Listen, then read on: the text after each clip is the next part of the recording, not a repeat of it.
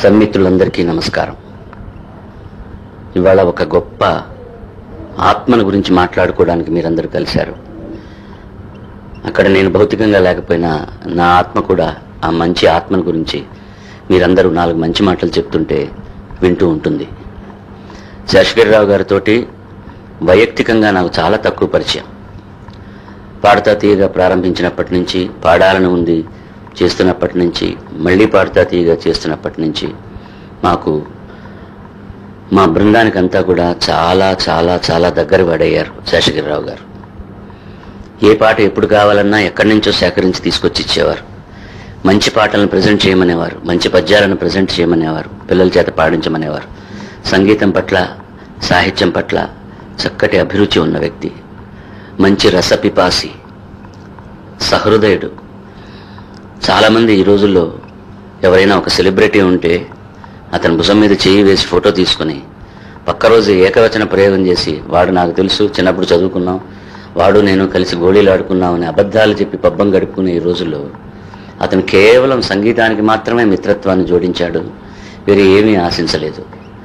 చివరిసారిగా నేను ఆయన చూసింది మైసూరులో ఈటీవీ వారి ద్వారా మరొక మిత్రుడు విష్ణువర్ధన్ చనిపోయినప్పుడు ఆయనకు శ్రద్ధాంజలి ఘటిస్తూ మేము ఒక సంగీత కార్యక్రమం చేసినప్పుడు దాన్ని చూడడానికి వచ్చాడు. అప్పుడే కలుసుకున్నాను. శారీరకంగా కూడా అతనికి ఇబ్బందులున్న మంచి కార్యక్రమం ఎక్కడ జరిగినా అక్కడికి వచ్చేవాడు. మా కార్యక్రమాలకు అన్నిటికీ కూడా దూరంగా ఉండి వెన్నుదన్నుగా ఉండేవాడు. ఇలాంటి సచ్చీలులు చాలా అరుదుగా దొరుకుతారు. ఆయన స్నేహశీలతను ముఖ్యంగా మా శాస్త్రి, రాంప్రసాద్ వీళ్ళందరూ బాగా ఆస్వాదించారు. అంతగా కాకపోయినా నేను దాన్ని బాగా అనుభవించిన వాడినే. నా ఐశ్వర్యం అంతా నా స్నేహితులని చాలా గొప్పగా చెప్పుకునేవాడిని నేను. ఇప్పటికీ కూడా నా ఐశ్వర్యం నా స్నేహితులే. కానీ వాళ్ళ ఒక మంచి స్నేహితుడిని పోగొట్టుకొని నేను బీదవాడిని అయ్యాను.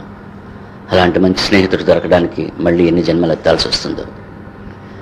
చాలా తక్కువ ప్రొఫైల్ మెయింటైన్ చేసేటటువంటి వ్యక్తి. ఎప్పుడూ పబ్లిసిటీ కోసమో ఫోటోగ్రాఫ్ల కోసమో వెంపర్లాడే వ్యక్తిత్వం కాదు ఆయనది. కేవలం తను రిటైర్ అయిన తర్వాత సంగీతానికి, సాహిత్యానికి తను తాను అంకితం చేసుకున్నటువంటి గొప్ప ఆత్మ. ఆయన ఆత్మకు శాంతి కలగాలని, వారి కుటుంబ సభ్యులకు అతని లేమిని అధిగమించేటటువంటి శక్తిని భగవంతుడు ప్రసాదించాలని మనసారా ప్రార్థిస్తూ, భౌతికంగా శేషగిరిరావు గారు లేకపోయినా కూడా మా కార్యక్రమం జరుగుతున్నప్పుడల్లా ఆయన జ్ఞాపకం వస్తూనే ఉంటారు.